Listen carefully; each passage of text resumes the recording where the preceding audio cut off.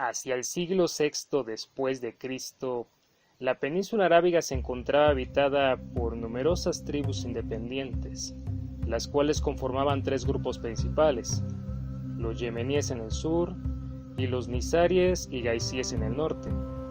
Algunas de estas tribus eran nómadas, en tanto que otras se habían vuelto sedentarias, asentándose en zonas que eran propicias para la agricultura, como Yemen y la costa que limitaba con el Mar Rojo. Sin embargo, a pesar de la fertilidad de estas tierras, su principal actividad económica, así como la de los grupos nómadas, era el comercio. Situada entre Egipto y Mesopotamia, la península arábiga se había convertido en un territorio de voluminoso tráfico comercial, debido a que era un punto ineludible entre el Mediterráneo y el Lejano Oriente. A nadie le interesaba meterse por las azarosas praderas de Rusia, así que Arabia era la única opción si querías llegar a la India o China. Gracias a todo este flujo de mercancía, las ciudades árabes llegaron a ser prósperos centros urbanos, que no tenían nada que envidiarle a otras metrópolis como Constantinopla o Alejandría. La más rica de estas ciudades era la Meca, ubicada al oeste de Arabia, y que debía su opulencia al cruce de dos rutas comerciales importantes que la conectaban con Yemen, Siria e Irak. Pero también debido a la cantidad de fieles que la visitaban año con año. ¿Fieles?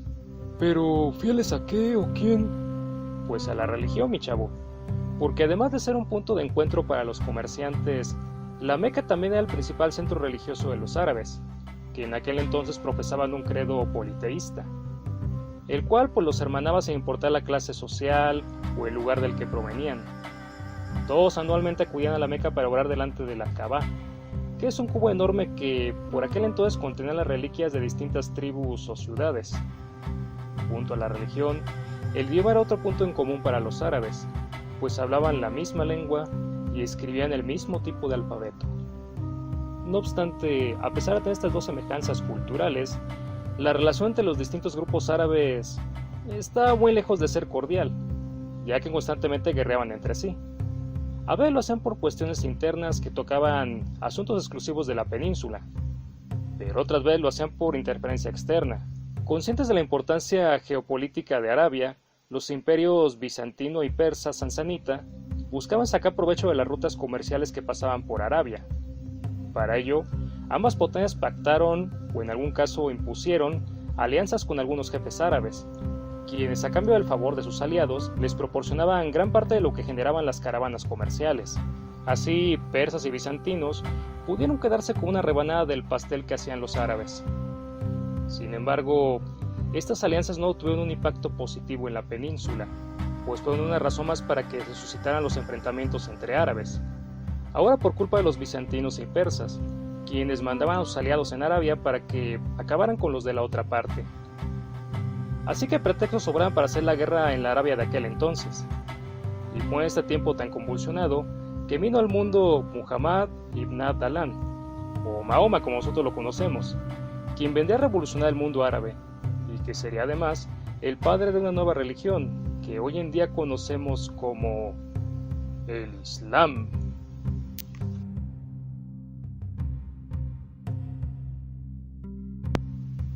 Mahoma nació en la ciudad de la Meca, hacia el año 570 después de Cristo. Huérfano de madre y de padre, fue adoptado por su tío, Abu Talib. De joven, Mahoma se dedicó al pastoreo, y posteriormente se hizo comerciante, teniendo a su cargo una caravana completa. Gracias a esta actividad, Mahoma conoció a su primera esposa, la viuda Cadigna, de quien Mahoma transportaba varios cargamentos. Mahoma y Cadigna se casaron, y posteriormente engendraron 7 hijos, de los cuales tan solo una niña sobrevivió y tuvo descendencia. El nombre de esta niña era Fátima, que sí, es nombre árabe por si no lo sabías. Después de casado, Mahoma viajó por toda Arabia, lo que le permitió conocer a distintos tipos de personas, entre ellas a un grupo de monjes cristianos, que se cree fueron los que le despertaron el interés por las cuestiones religiosas. Posteriormente, en el año 610, Mahoma vivió una experiencia mística en las cercanías de la Meca.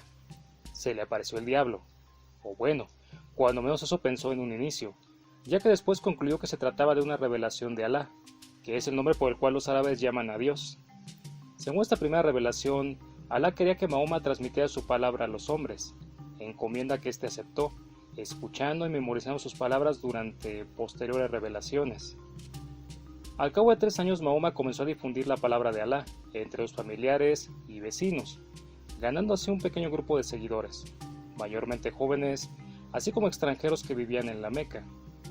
En un comienzo las autoridades de dicha urbe toleraron las prédicas de Mahoma. Sin embargo, al cabo de un tiempo decidieron expulsarlo a él y a su feligresía, debido a que en su doctrina Mahoma señalaba la existencia de un único Dios, cosa que contrastaba enormemente con la religión que tenían en ese momento. El problema con esto era que si Mahoma conseguía jalar mucha gente hacia su credo, estos probablemente dejarían de peregrinar a la Meca, lo que significaba que el comercio de ahí se quedaría sin el dinero de los fieles, y por eso optaron por correrlo de la ciudad. Expulsado de su ciudad natal, Mahoma entonces se refugió en Yathrib, la cual sería un escenario más propicio para la difusión de su doctrina, acrecentando el número de seguidores que ésta tenía. Por cierto, la expulsión de Mahoma de la Meca representa el punto de partida de la cronología mahometana, o sea, la línea de tiempo que tienen los musulmanes para registrar los eventos. Por ejemplo, a veces que nosotros decimos nació en el 1200 a.C., bueno, pues es porque en el mundo cristiano armamos nuestra línea de tiempo en relación con el nacimiento de Cristo. De igual manera, los musulmanes lo hacen en relación con la salida de Mahoma de la Meca, que fue en el año 622 de nuestra era, que para ellos pues viene siendo el año 1 de su calendario. Mahoma podríamos decir que es el equivalente de Cristo en el mundo musulmán. Sin embargo, y esto quizá moleste a algunos, no son una copia exacta el uno del otro, pues a diferencia de Cristo, Mahoma se llevó conscientemente su doctrina por el terreno político. No tanto porque esa fuera su intención, sino porque las circunstancias lo orillaron a ello. Como vimos anteriormente, Mahoma viajó por toda la península después de contraer matrimonio, y conoció a mucha gente durante su travesía. Sin embargo, además de conocer gente, también atestiguó las luchas tribales que había por todo el país, que, como veíamos, podían tener tanto motivos internos como externos, y la cosa no era muy distinta en Yathrib, pues sus habitantes se peleaban con otros habitantes de otros poblados.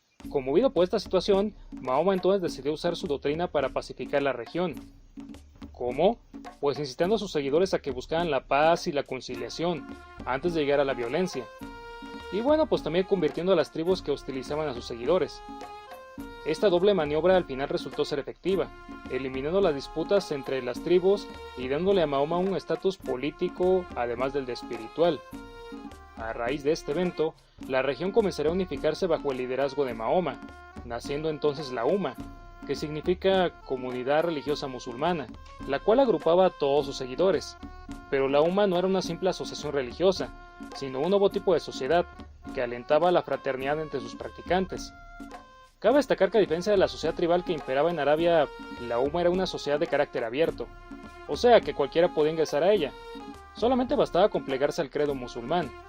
Esto contribuyó bastante a que el número de seguidores se multiplicara. La Meca, al ver que Mahoma ganaba poder, comenzó a hablar mal de él para intentar desprestigiarlo. Grave error, porque los seguidores de Mahoma decidieron hacerle la guerra a la Meca, no de una manera directa, sino asaltando las caravanas comerciales que la surtían. Y la Meca pues respondió a estos ataques, enviando tropas de caballería contra Yathrib. No obstante, los seguidores de Mahoma ya se habían esperado esta reacción, por lo que antes de que llegaran las tropas, estos construyeron una trinchera alrededor de la ciudad, para que ésta actuara como una barrera defensiva. Pero no una trinchera superficial como de 2 metros, no, sino una profunda, como de 10 o 15 metros. Incapaz de ajusticiar a los fieles de Mahoma, la Meca continuó recibiendo ataques en sus caravanas, sin poder hacer nada, por lo que eventualmente comenzaron a considerar llegar a un acuerdo con el profeta. Al final este acuerdo se materializó en el año 628 de nuestra era, acuerdo que los mismos regentes de la Meca rompieron en el año 630, por lo que Mahoma marchó hacia la ciudad con un ejército de más de 10.000 hombres. Sorpresivamente, Mahoma no encontró resistencia en la Meca, por lo que sus tropas no tuvieron que entrar en combate. Esta victoria resonó en toda Arabia, acrecentando el prestigio de Mahoma. Como consecuencia, la mayor parte de la península se plegó a su doctrina, repitiendo así el fenómeno unificador de Yathrib, que de ahí en adelante pasaría a llamarse Medina, que quiere decir la ciudad del profeta. Esto debido a que fue su cuartel general durante la guerra que sostuvo contra la Meca. Una vez conquistada la Meca, Mahoma abolió la antigua religión, pero eso sí, respetó el carácter sagrado de la Kaaba, que a partir de ese momento se convertiría en el santuario de la nueva religión. Y en cuanto a la clase dirigente de la Meca, Mahoma la trató con benevolencia. E incluso, integró a varios de sus miembros dentro de sus filas, aprovechando su experiencia administrativa, política y diplomática. Pero Mahoma no quiso conformarse con la unificación de Arabia, y otra vez, movido más por la vena política que por la religiosa, decidió llevar a cabo la expansión de su naciente imperio. Aquí el móvil era otro de los problemas que Mahoma había visto durante su viaje por la península: la pobreza. Sí es cierto que había ciudades prósperas y con una buena producción agrícola, pero solamente representaban el 10 o el 20% del territorio. El resto era un desierto, que no ofrecía mayores recursos a sus habitantes, por eso algunos de ellos eran nómadas. Consciente de esta limitación natural, Mahoma concluyó que la única manera de sacar a su país de la pobreza era mediante la conquista externa, y por eso se dispuso a realizarla en cuanto consiguió tener el control de Arabia. No obstante, Mahoma murió sorpresivamente en el año 632, luego de venir de una peregrinación de la Meca. Este evento puso en pausa la expansión musulmana, y también puso en peligro la estabilidad del imperio, ya que, como era Mahoma el que los había agrupado a todos bajo su doctrina, pues al faltar él automáticamente también se perdía el factor de cohesión. Pero esta desintegración no sucedió, y el imperio musulmán se mantuvo unido bajo los califatos de Abu Bakr y de Omar I, ambos suegros de Mahoma. Si es que pues a Mahoma se le murió la esposa, y volvió a casarse, pero 9 veces, porque recordemos que para los árabes no era mal visto tener varias esposas, así que por eso Mahoma tenía más de un suegro, no piensen mal. Ahora, califa fue el título que recibieron los sucesores de Mahoma, que en español vendría a significar algo así como el representante del profeta, en alusión al carácter mesiánico de Mahoma. Bajo el califato de Omar I se inició la expansión planificada por Mahoma, la cual llevaría a los árabes a enfrentarse con el imperio bizantino y persa, las dos más grandes potencias de la región. Pero, ¿tenían los árabes la experiencia necesaria para encarar a estos dos gigantes? Pues ciertamente no. Los persas llevaban ya 12 siglos dominando hacia el oriente de la península arábiga, mientras que los bizantinos pues eran un fiel reflejo del imperio romano de Occidente. Así que pues ambos tenían un buen historial en el apartado bélico. No obstante, lo que sí tenían los árabes era una gran resistencia física, producto de su difícil vida en el desierto, lo cual los hacía formidables guerreros, capaces de enfrentarse a los ejércitos persa y bizantino, cosa que quedó demostrada en el año 633, cuando le quitaron la Mesopotamia media a los persas. Posteriormente ocuparon Siria, Aqueón, Tirón y Sidón, entonces en propiedad del imperio bizantino, y a 9 años de iniciada su cruzada rindieron a la Mesopotamia superior, terminando definitivamente con los persas, cosa que ni Leónidas ni Alejandro Magno habían podido lograr, y simultáneamente arremetieron contra Egipto, quitándoselo a los bizantinos en el año 642. Gracias a estas conquistas el imperio musulmán duplicó sus dimensiones en cuestión de una década, y se extendería todavía más, llegando a desparramarse por todo el norte de África y alcanzando incluso el océano Atlántico. Pero mientras que todo esto pasaba, los musulmanes atravesaban por un momento difícil, al suscitarse varias luchas internas, que más de una ocasión pusieron en peligro la estabilidad del imperio. Todo comenzó con el asesinato del califa Omar I, a manos de un esclavo. A su muerte le sucedió el noble Othman Ibn, quien también estaba emparentado con Mahoma, y al cual le debemos la versión escrita del Corán, el libro sagrado de los musulmanes, porque pues a Mahoma jamás se le ocurrió escribir su doctrina, así que ésta se transmitía de manera oral. Entonces Othman decidió ordenar su escritura, del año 653 de nuestra era. Ahora las ideas y mensajes de Mahoma tenían una forma definida, y podían difundirse de una mejor manera, lo cual se pensó en un inicio que contribuiría a mantener la unión del imperio. Cosa más equivocada, ya que, pues bueno, la versión que Othman escribió pues no dejó conformes a algunos sectores de la sociedad musulmana, por ejemplo a los fieles de Medina, quienes se quejaron de que pues las palabras escritas en el Corán no eran las que había dicho Mahoma. Además de esto, varios rivales políticos se opusieron al califato de Othman, entre ellos el general Harn, exgobernador y conquistador de Egipto. Posteriormente Othman también fue asesinado, en esta ocasión por conspiradores egipcios, quienes impusieron en el trono a Ali, también emparentado con Mahoma. Sin embargo, este parentesco con el profeta no impidió que Ali fuera señalado como el responsable de la muerte de Othman, y entonces vino una lucha entre Ali y los opositores a su nombramiento. El más destacado de estos personajes fue el gobernador de Siria, Muaywá, quien enfrentó a Ali en las inmediaciones del río Éufrates, batalla que el mismo Muaywá decidió interrumpir para tratar de mediar con Ali. Para esto el tipo pues ordenó a varios de sus soldados que irrumpieran en la batalla, con hojas del Corán clavadas en sus lanzas, Y bueno, dirás tú, ¿y qué tiene que tengan hojas del Corán clavadas en sus lanzas?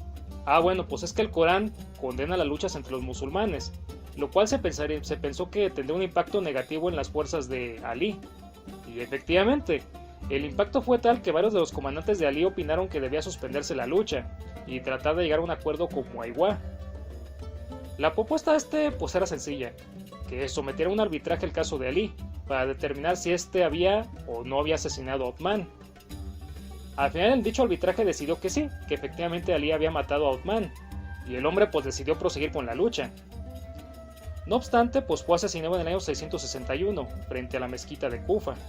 Ya sin Ali, Muaywá fue elegido califa, e iniciamos entonces la dinastía de los Omeya, que era la familia a la cual pertenecía.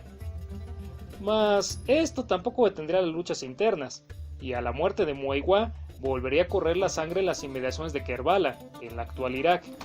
Ahí un ejército omeya aplastó a un grupo de adversarios que querían imponer como sucesor de Muaywá al hijo del desaparecido Ali, Husayn. No obstante, Yazid, el legítimo heredero de Muaywá, descubrió que planeaban una conspiración y se les adelantó, matando a Husayn en el proceso. Esto disgustó a los sectores que habían sido partidarios de Ali, y entonces vino otra rebelión, que también acabó con la derrota de los rebeldes. Algunos de estos se refugiaron en la Meca y se atrincheraron ahí, esperando que Yazid no los fuera a atacar por tratarse de una ciudad sagrada. Sin embargo, a Yazid pues le valió que se trataba de una ciudad sagrada y la asaltó, e incluso llegó a incendiar la Kaaba. Esto le trajo más oposición a los califas omeyas, viniendo entonces nuevos conflictos que se agravaron en el año 683, con la muerte de Yazid. No sería sino hasta el año 685 que las cosas comenzarían a pacificarse al interior del imperio, con la llegada del califa Abd al-Mahd, el cual pues supo imponer orden al interior del imperio. A pesar de esto y de muchos conflictos internos que todavía estaban por venir, el imperio musulmán continuó creciendo, expandiéndose y expandiéndose más allá de los territorios que vimos en este video. Y un ejemplo de esto es Europa, a la cual los musulmanes ingresaron a través de la península ibérica, conquistando España y llegando hasta Francia, donde tocarían a la puerta de Carlomán, padre del mismísimo Carlomagno. Mi nombre es Ayer López y les deseo un buen día. Maghwali, término árabe que se le dio a los no árabes que se convirtieron al Islam luego de las conquistas musulmanas, como fue el caso de los persas. La razón de ser los maghwalis era que en un inicio pues no sabían cómo incorporar a los no árabes dentro de la sociedad islámica. La solución a esto fue el contrato de Wala, que unía a los nativos conversos a un patrón árabe, en una relación de dependencia, el Wala. En muchos casos el maghwali era quien asesoraba al patrón sobre las prácticas administrativas y comerciales, debido a que éste aún no contaba con mucha experiencia dentro del ramo. Además de los persas también hubo maghwalis iraníes, así como de todas las regiones conquistadas por los musulmanes. Otro ejemplo fueron los berberes, conjunto de tribus pertenecientes al norte de África, las cuales fueron sometidas por los musulmanes en el año 709. Además de derrotar a los berberes, los musulmanes también consiguieron ocupar Cartago, propiedad del imperio bizantino que se ubicaba al noreste africano. Gracias a estas dos victorias los musulmanes consiguieron ocupar todo el norte de África, llegando hasta la costa atlántica, con lo cual el imperio musulmán adquirió una nueva dimensión, más colosal y deslumbrante que la que había tenido en el siglo anterior. Sin embargo, este solamente sería el inicio de una nueva etapa, la cual, debido al crecimiento territorial, sumado a la mayor cantidad de individuos que abrazaron el Islam, solamente puede ser catalogada como de expansión. Nuevamente, cuando pensamos en imperios grandes, lo primero que nos viene a la mente es el Imperio Romano, o bueno, si es de Latinoamérica puede que el Imperio Español. No obstante, hay por ahí otros ejemplos que nos demuestran que no solamente estos pudieron dominar vastas extensiones de tierra. En el caso de los musulmanes, estos pudieron abarcar desde la península ibérica hasta el centro de Asia, cruzándose con China e incluso adentrándose en la India, con lo cual superan con creces a los romanos y al mismísimo Alejandro Magno. Y hubiera sido más grande, de no ser porque en determinado punto fue resistido tanto en el frente occidental como en el frente oriental. Luego de apoderarse del norte de África y de establecer la provincia de Frigia en la actual Marruecos, el emir de esta recibió la visita del príncipe Agila, soberano del reino romano-germánico visigodo de España, quien estaba ahí porque, había sido depuesto de su trono gracias a un golpe de estado, el cual puso en el trono a Rodrigo, el duque de Bética. En un principio la intención de Agila pues no era otra más que la de pedir asilo, Sin embargo, en determinado punto las cosas se desviaron hasta que finalmente Agila terminó ofreciéndole su ayuda a los musulmanes para que invadieran y conquistaran la península ibérica. Y estos pues obviamente no le iban a decir que no, así que en el año 711 cruzaron el estrecho de Gibraltar con cerca de 7000 soldados berberes. Rodrigo, al enterarse de esto, agrupó sus fuerzas y esperó a los musulmanes en el interior, en las cercanías de Guadalete, donde los invasores lograron una fácil victoria sobre los visigodos. Posteriormente estos llegaron a Toledo, la capital del reino visigodo, y la tomaron, lo que pondría en jaque a los visigodos de Rodrigo. El mate lo dieron un año después, cuando cruzaron España y establecieron un campamento en Mérida, desde donde persiguieron y derrotaron a las últimas tropas visigodas. Finalmente, en el año 713, el emir de Frigia proclamó que toda España quedaba anexada al imperio musulmán, y el nombre de esta nueva provincia sería el de Al-Andalus, que hoy en día podemos identificar como la región española de Andalucía. En cuanto a los visigodos que quedaron, estos se refugiaron en las montañas de Asturias, donde establecieron un reino cristiano. Y lo mismo pudo haberle pasado a Francia, de no ser por el liderazgo de un hombre del cual ya hablé anteriormente en este canal, Carlos Martel. En el año 718, luego de ocupar la península ibérica, los musulmanes también la emprendieron contra Francia, atacando y saqueando varias ciudades que eran próximas a España, las cuales ocuparon, adentrándose en el país galo, que durante 2 años estaba habitado por el reino romano-germánico de los francos. Más concretamente, los francos merovingios, que en aquel entonces también ocupaban los actuales territorios de Bélgica y Holanda, así como por ahí un pedacito de la Europa central. Pero cuando los musulmanes intentaron apoderarse del resto de Francia, los francos, quienes eran comandados por el mayordomo Carlos Martel, lograron rechazarlos, derrotándolos definitivamente en la ciudad de Poitiers, con lo cual se detendría la invasión musulmana. De manera temporal, ya que tanto Carlos Martel como sus descendientes tendrían que batallar todavía muchos años contra los musulmanes. De este modo, el crecimiento del imperio musulmán fue contenido en el oeste. No obstante, este conservaría los territorios de la península ibérica durante un rato más, siendo expulsado de España hasta prácticamente finales de la Edad Media. Y algo parecido pasó en el otro lado del imperio. Ahí los chinos de la dinastía Tang resistieron el avance de los musulmanes hacia inicios del siglo VIII. Aunque no sin algunas dificultades, ya que, los chinos tuvieron luchas internas entre los años 703 y 712, lo cual, desafortunadamente coincidió con la llegada de los musulmanes al centro de Asia. Ahí ocuparon fácilmente los poblados de Bukhara y de Samarcanda, sin que los chinos pudieran hacer nada, porque, como vimos, estaban distraídos en sus luchas internas. Ya en el año 714, los musulmanes ingresaron al Turquestán chino y se apoderaron de la guarnición de Cachar, que dicho sea de paso, se encontraba próxima a la ruta de la seda, la cual era sumamente apreciada desde la antigüedad. De ahí que los musulmanes quisieran meterse en la región. Pero los musulmanes no estaban solos, ya que también contaban con el apoyo de los turcos y tibetanos, 2 pueblos de Asia Central que rivalizaban con los chinos. Así que la ofensiva musulmana también era bastante fuerte en aquel lado del imperio. Sin embargo, hacia mediados del siglo VIII después de Cristo, el emperador chino Ming Huang logró derrotar varias veces a los musulmanes y a sus aliados tibetanos y turcos, con lo cual los hizo retroceder hasta Turquestán. Posteriormente, el emperador chino puso en práctica tácticas de penetración entre las poblaciones sometidas por el Islam, lo que provocaría sublevaciones en Samarcanda, Bokhara y Banquín. Gracias a esta maniobra, Ming Huang consiguió recuperar esas ciudades, y el Islam vio comprometida su estadía en aquella región. No obstante, los musulmanes consiguieron reorganizarse y en el año 751 le propinaron una dolorosa derrota a los chinos, a las orillas del río Talas. Y entonces, otra vez, los musulmanes consiguieron hacerse con Samarcanda y Banjin, así como con el Turquestán chino. A pesar de esto, los musulmanes no consiguieron avanzar más en el territorio chino, por lo que el Islam también quedó contenido en aquel extremo. En la India, por otro lado, los musulmanes consiguieron llegar hasta la ciudad de Multan, y una vez ahí, fueron sometiendo a gran parte de la región de Pajak, cosa que haría que a la post el Islam se enraizara como una de las religiones principales de la India, junto con el hinduismo y el budismo. Además de las nuevas incursiones, los musulmanes también siguieron acosando al imperio bizantino, amenazando incluso su capital, entre los años 717 y 718. Pero gracias al talento del emperador León III, este pudo evitar que Bizancio cayera en manos de los musulmanes. Aunque como en el caso de los francos, los ataques musulmanes se prolongarían durante muchos años más. Y esto era lo que pasaba en los límites del imperio, que, como podrás darte cuenta, crecía en todas las direcciones posibles, acrecentando su poder y su riqueza. Pero al interior de estas las cosas no andaban tan bien como se podría esperar, y es que ahí se comenzaron a dar una serie de situaciones conflictivas, que se sumaban a las viejas controversias políticas y religiosas. La primera de estas cuestiones fue la centralización del imperio, gracias a la cual todos los recursos de todas las provincias iban a parar a las arcas de Damasco, que en aquel entonces era la nueva capital de los musulmanes.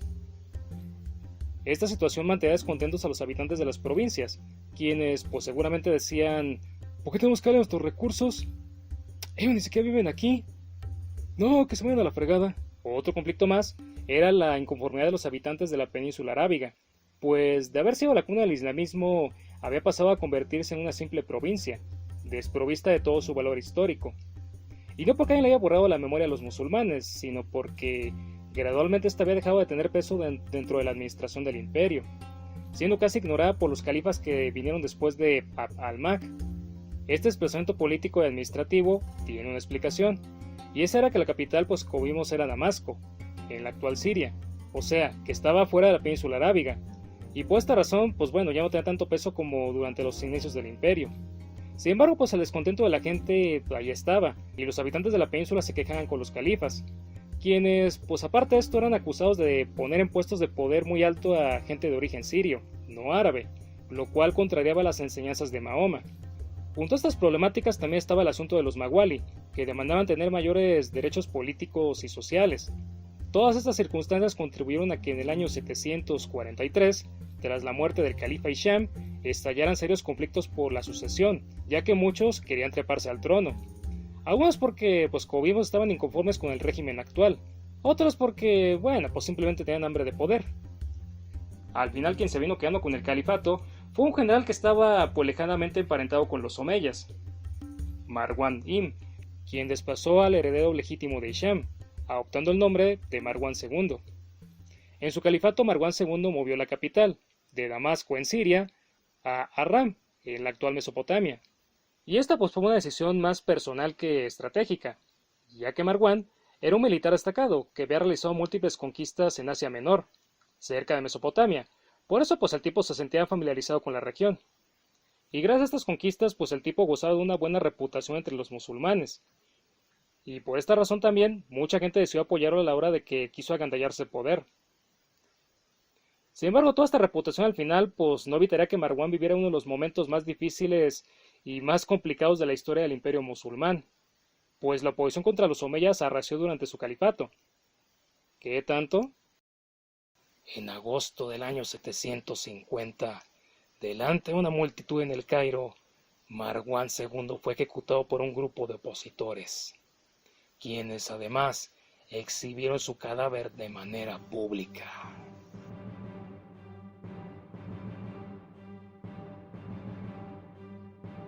Los abasíes eran una de las tantas facciones en las cuales se había dividido el Islam, por culpa de las discrepancias políticas y religiosas. Estaban inconformes, como los Mawali por los habitantes en las provincias. La cosa con los abasíes es que, bueno, pues ellos fueron un paso más allá, y tomaron las armas y se rebelaron en el año 747. Pero no estaban solos, sino que también tenían el apoyo de los chiitas, antiguos seguidores de Ali, el cabrón que había sido derrotado a inicios de la era omeya. Razón por la que los chiitas, bueno, pues también tenían cierto resentimiento contra los omeya. Y el movimiento abasí pegó y se propagó por toda la parte oriental del imperio, sumando además el favor de los Mawali, quienes, pues bueno, como vimos, buscaban igualar sus derechos con los de los árabes. El líder de los rebeldes era un ex esclavo iraní, que respondía al nombre de Abu Muslim, hombre de mucha labia, que incitaba a pelear por las enseñanzas de Mahoma, y a vengarse de los crímenes y atropellos cometidos por los omeya. Pero fíjate tú, cosa curiosa, el señor no se presentaba como el gran reformador que iba a arreglar todo el desmadre de los omeyas. No, en lugar de eso les hablaba de un jefe religioso, que llegaría para cumplir con todas esas promesas. Él solamente era el conductor de la rebelión y ya. Posteriormente ese jefe llegó, Abu il-Abbas, descendiente de un primo de Mahoma, y primer califa de una nueva dinastía, la de los Abbasí, la cual sustituía a la de los omeya, porque Marwan pues no pudo frenar el avance de los rebeldes, y se terminó pelando para Siria. Ahí no lo quisieron, entonces se refugió en Egipto, y ahí pues bueno, finalmente lo agarraron y lo pasaron por las armas, terminando así con la dinastía omeya. Como en los primeros tiempos del imperio, los califas abasí se transformaron en sumos pontífices del Islam y en depositarios de los preceptos sagrados de Mahoma, que bueno, pues era lo que muchos le recriminaban a los Omeya, que ya no hacían tal cosa. Aparte de esto, también homogeneizaron a los creyentes del imperio, dándoles los mismos derechos y las mismas obligaciones, sin importar si eran iraníes, sirios, berberes o bueno. Esto para callar por las demandas sociales. Junto a estos dos aspectos, los abasíes también buscaban tener una administración más eficiente y rápida, recogiendo las quejas de la gente de las provincias, para ver si estaban o no contentos con el gobierno local. Esto lo hacían de manera secreta, por medio de agentes disfrazados que iban de pueblo en pueblo, viendo cómo estaba la cosa. Ello pues para que los funcionarios regionales pues no fueran intentando ocultarle nada al gobierno central. Con todo esto, pues uno podía pensar que el periodo de los abasíes fue una época de esplendor y de gloria para el imperio musulmán, ¿verdad?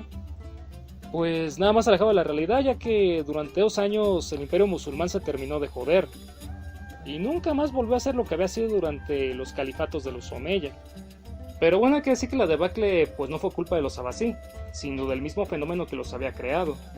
Otra vez, los musulmanes ya no eran la nación unificada que había dejado Mahoma. No, en lugar de los habían dividido en múltiples facciones, que tenían una idea distinta del Islam y de los procedimientos que debían realizarse en el gobierno. Esto naturalmente hacía que estuvieran en conflicto con el califato, precipitados entonces la lucha entre la capital y las provincias, como sucedió durante la etapa de los Omeyas. Sin embargo, la cosa se repitió durante el periodo de los abasíes, quienes tuvieron que enfrentar movimientos separatistas en África, Siria e Irán.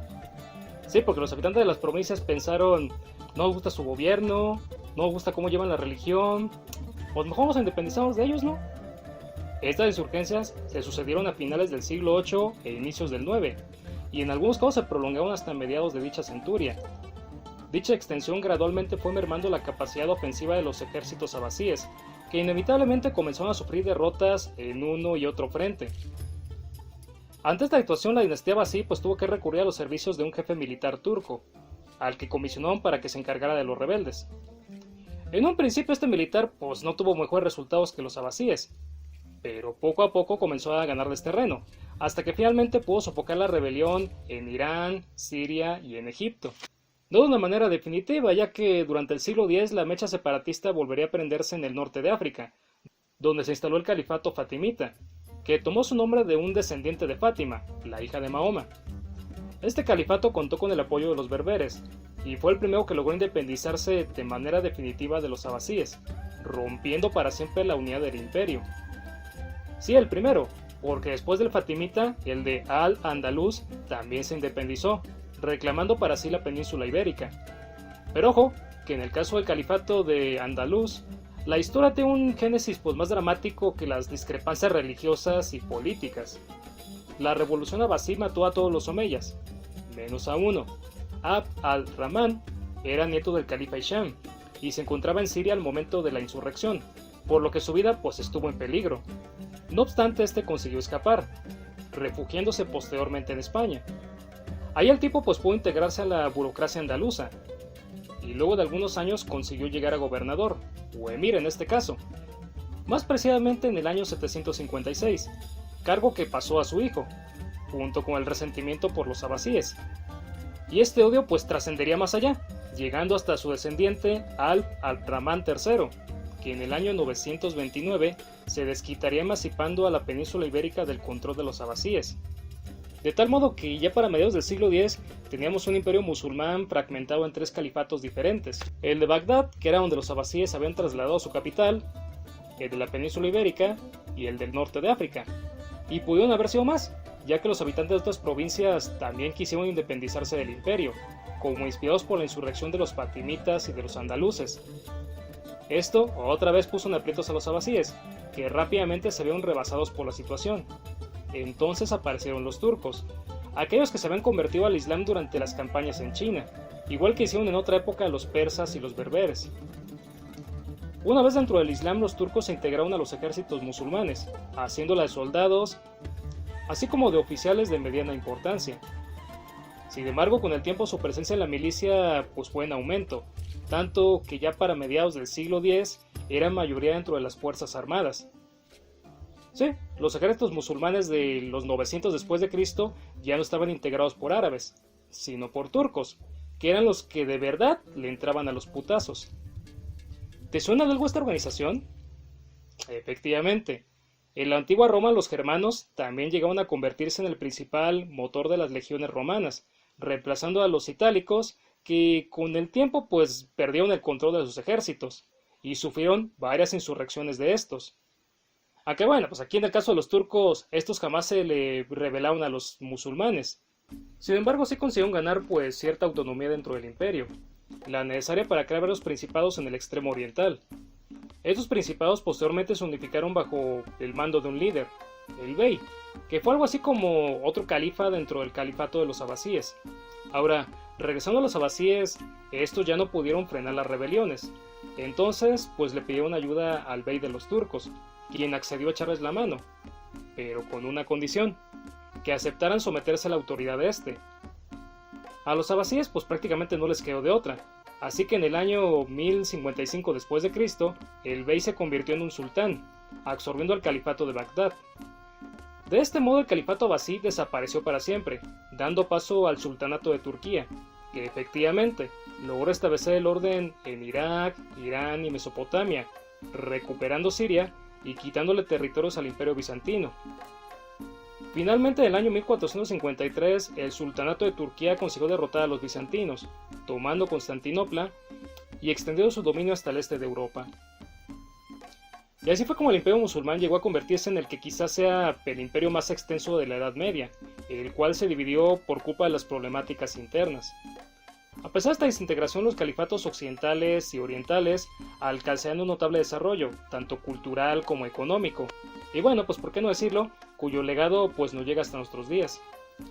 Sin embargo, durante finales del medievo, el mundo musulmán comenzaría a ser desplazado por el mundo cristiano, pues mientras que en Occidente los reinos ibéricos iniciaban la reconquista de España, en el oriente del Mediterráneo la Europa feudal pues empezaba las cruzadas, las cuales tenían por objetivo recuperar Tierra Santa, entonces en poder de los maometanos. Mi nombre es Jair López y les deseo una buena tarde.